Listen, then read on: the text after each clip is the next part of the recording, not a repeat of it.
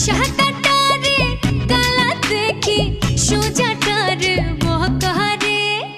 একটা সময় প্রচুর বডি শেমিং এর শিকার হয়েছিলেন ঢাকায় সিনেমার নায়িকা প্রার্থনা ফারদিন দেখি। অসুস্থতার কারণে শারীরিক স্থূলতা এবং সে থেকে সমালোচকদের নানান মন্তব্য অনেকটা প্রভাবিত করে দেখিকে। ছবিজ অঙ্গনের তারকাদের ব্যক্তিজীবন নিয়েও তুমুল আগ্রহ থাকে ভক্তদের।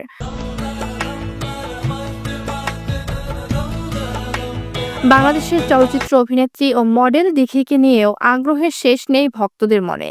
ছবিজ অঙ্গনে কাজ করতে গিয়ে তিক্ত অভিজ্ঞতার ভাগ নিতে হয়েছে দিঘিকেও।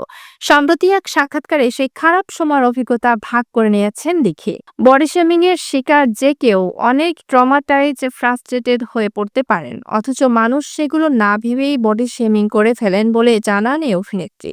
দেখির কথায়, যে মানুষটার বডি শেমিং আরেকটা মানুষ করছে, আদৌ সেই মানুষটি বডি শেমিং নিয়ে কতটা সিরিয়াস, কিংবা সে কিভাবে এটিকে গ্রহণ করছে, তার গ্রহণযোগ্যতা কতটুকু, তা না চিন্তা করেই তো বলে ফেলি আসলে।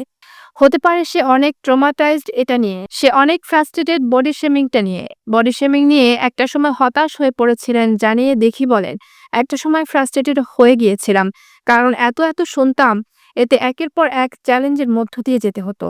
একটা সময় আমি অসুস্থ হয়ে পড়ি, তখন ডায়েট হচ্ছে না, জিমও হচ্ছে না, আবার মোটা হয়ে গেলাম।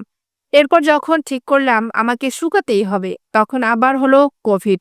দেখি আরো বলেন, সুস্থ হতে আমাকে অসম্ভব হাই পাওয়ার ওষুধ দেওয়া হলো, যেটাতে স্টেরয়েড থাকে। ওটা শরীরে যাওয়াতে এতটা লেভেলে ফুলে গেলাম, আমার নিজেরই মনে হচ্ছিল কি একটা হয়ে গেছি আমি। আমার বডি অনেক ভারী হয়ে গেল এবং দুর্বল হয়ে গেলাম। আমি যে একটু না খেয়ে থাকবো, এটা আমার পক্ষে সম্ভবই হয়ে উঠছিল না। তখন আমি খুব হতাশ হয়ে পড়েছিলাম। স্টেরয়েডের জন্য যেটা হয়, কিছুতেই শুকানো যায় না।